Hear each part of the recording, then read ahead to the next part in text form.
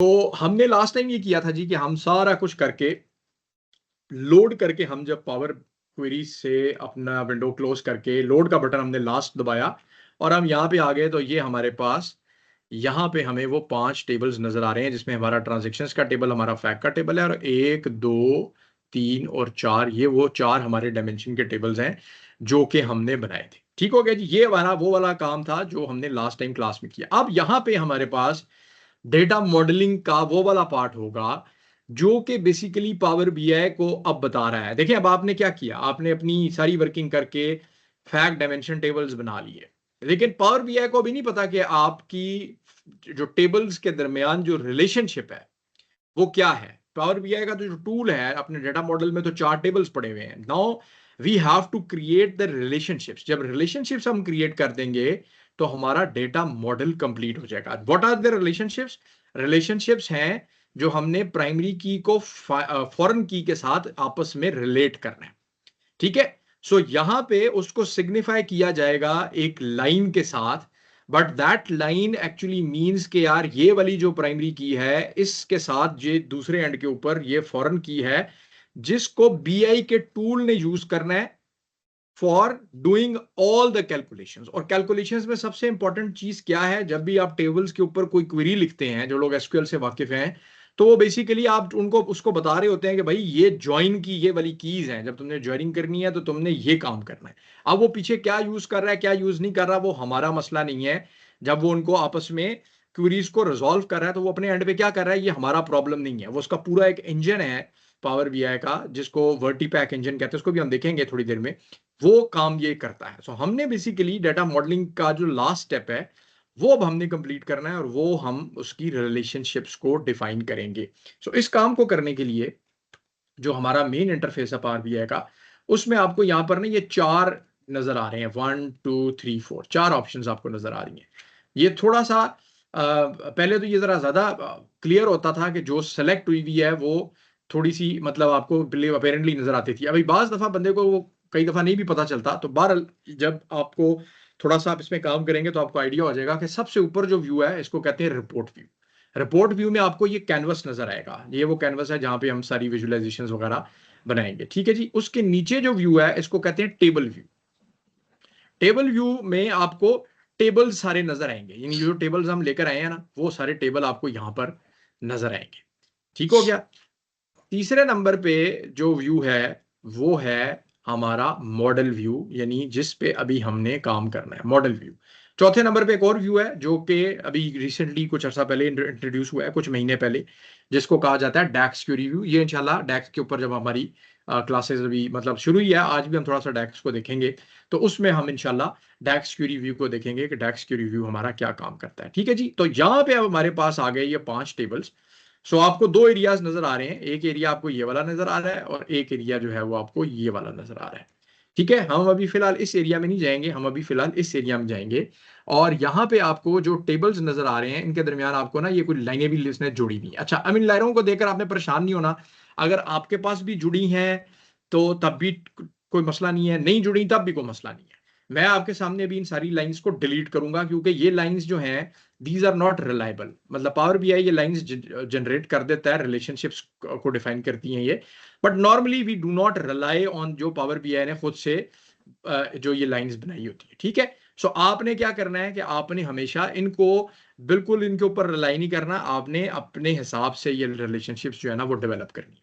सो मैं जो एक आपको तरीका बता रहा हूँ ये तरीका कोई वो नहीं है कि आप इसी तरह ही जरूरी जरूरी है कि आप इस तरह करें, लेकिन ये कि अगर आप इस तरीके से करेंगे तो आपको चीजें कुछ समझने में आसान हो जाएंगी। और उसका तरीका ये है कि आपके पास जो डायमेंशन के टेबल्स है ना उनको आप एक लाइन में ऊपर कर दें। ठीक है, इस तरह से एक लाइन में इस तरह इनको अरेंज कर दें और जो फैक्ट का टेबल है उसको इनके नीचे प्लेस कर दें। ठीक है, this is the standard arrangement, यानी आपके पास जब भी इस तरह का आपने डाटा मॉडल बनाना है फैक्ट को नीचे रखें और डायमेंशंस को ऊपर रखें। ठीक हो गया जी। अच्छा, अब हम आते हैं जनाब अपने चारों टेबल्स के ऊपर। अब हम शुरू करते हैं। सबसे पहले हमने वहां पर भी जो टेबल बनाया था, आई थिंक वो कस्टमर्स का बनाया था, हम कस्टमर के टेबल पे आते हैं। ऑल्दो कोई फर्क नहीं पड़ता, but I just want to keep the same sequence ताकि आप लोगों के भी जेहन में रहे कि हमने क्या किया था। तो कस्टमर के टेबल में हमारी प्राइमरी की कौन सी है जी? व्हाट इज द प्राइमरी की? Customer ID. Customer ID, customer ID. ठीक है जी। कस्टमर आईडी हमारी प्राइमरी की है। और अगर आप यहाँ पर इस साइड पे है ना टेबल के व्यू में, अगर आप यहाँ पे एक्सपैंड करें तो टेबल को यहाँ पर जब इसको आप एक्सपैंड करेंगे तो आपको टेबल के नीचे सारे कॉलम्स नजर आएंगे। और यहाँ पे आपको ये देखें, ये एक आपको नजर आ रहा है सबमिशन का निशान। ठीक है, अब ये सबमिशन का निशान जो है ना नॉर्मली उन कॉलम्स में नजर आएगा जो कि न्यूमेरिकल कॉलम्स थे।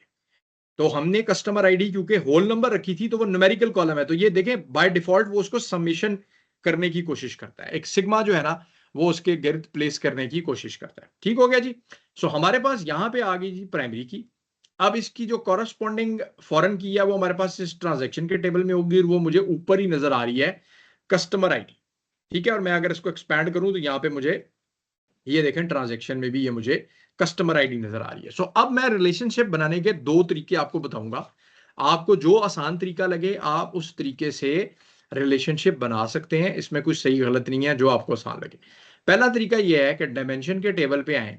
मैं ये बता रहा था कि कस्टमर आईडी पे आऊंगा, यहां पे इसको सेलेक्ट करूंगा और माउस को ड्रैग करके लेकर आऊंगा कस्टमर आईडी पे फेंक दूंगा। जो ही मैं ये फेंकूंगा तो मुझे यहां पर ना ये एक विंडो खोल के देगा जिसमें अब ये चीजें जो है ना ये बड़ी इंपॉर्टेंट है। ठीक है, पहले हम इस तरीके से कर लेते हैं। अगर आपसे हो जाना चाहिए मेरा ख्याल है, एक दफा ड्रैग करेंगे तो दूसरी दफा में आ जाएगा, नहीं भी होता तो मैं आपको दोबारा बता दूंगा। अच्छा, अब आप यहां पे गौर करें तो आपने क्योंकि दो टेबल्स के दरमियान रिलेशनशिप बनाई है ना, तो आपको दो टेबल्स नजर आएंगे फ्रॉम टू। फ्रॉम का मतलब है कि जहां से मैंने वो लाइन को खींचा था और जहां पर वो गई, यानी ये आपकी सोर्स है और ये आपकी डेस्टिनेशन। तो यहां पे पहला टेबल कौन सा है? कस्टमर। दूसरा टेबल कौन सा है? ट्रांजैक्शन। कॉलम कौन सा हाईलाइट हुआ हुआ है? Customer ID. कॉलम कौन सा हाईलाइट हुआ हुआ है? Customer ID. ठीक है, ये तो हो गई वो चीजें कि जो कि ऑलरेडी हमें पता है।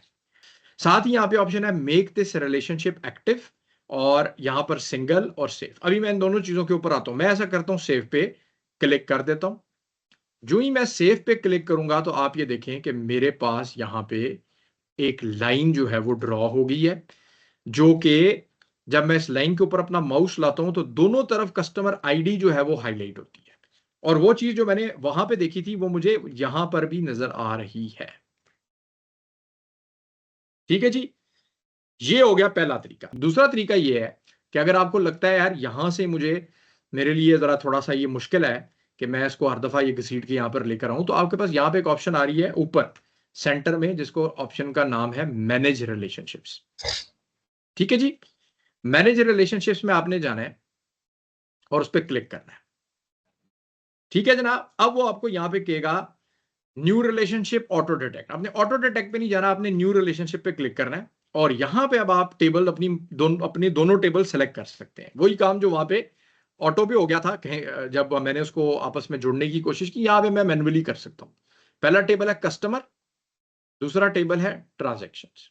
ठीक है, कस्टमर आईडी यहां पर भी वही setting, one two many, single, save, और ये मेरे पास ये मुझे कह रहा है कि जी ठीक है ये रिलेशनशिप ओके क्लोज।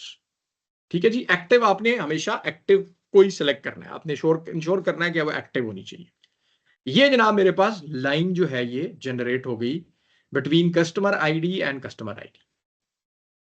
अब यहां पर एक अननोन अभी भी रह गया है, वो है क्रॉस फिल्टर डायरेक्शन। यहां पर लिखा हुआ है सिंगल। और क्रॉस फिल्टर डायरेक्शन क्या है जी? ये आपको यहां पर एक तीर नजर आ रहा है जो कि वन से, जिसका जो है ना मुंह जो है, यानी जिसका जो जो पॉइंट कर रहा है वो मैनी की तरफ कर रहा है, यानी उसकी दुम जो है वो वन की तरफ है, टेल जो है उसकी वन की तरफ है, और जो उसका टारगेट है वो मैनी की तरफ है। सो यहां पे आपके पास ये ऑप्शन होती है कि आप इसको बोथ भी कर सकते हैं। आपने करना नहीं है, मैं आपको करके दिखा रहा हूं। जब आप बोथ करेंगे तो इसका मतलब है कि जी इसका मुंह दोनों तरफ है। ठीक है, इस चीज की थोड़ी देर में समझ में आएगी कि इसका मफहूम क्या है, ये क्यों है यहां पे। ठीक है, ये थोड़ी देर में इंशाल्लाह भी आपको समझ आ जाएगा, और इसको क्यों हमने अच्छा, और आपने हमेशा इसको भी सिंगल ही रखना है, वन टू मैनी, और इसकी डायरेक्शन हमेशा सिंगल होगी जिसमें इसका मुंह जो है वो हमेशा इसकी तरफ पॉइंट कर रहा हो।